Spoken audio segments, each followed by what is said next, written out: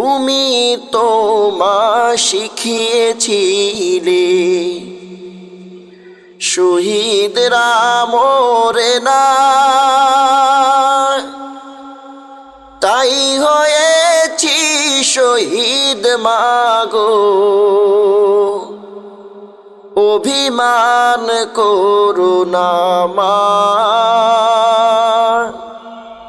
অভিমান করো না। তোমার আমার দেখা হবে মা গো।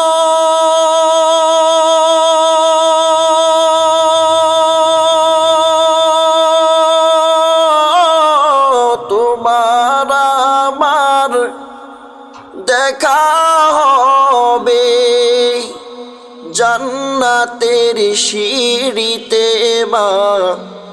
মাগো তুমি কাঁদেছো কেন একলা বাড়িতে?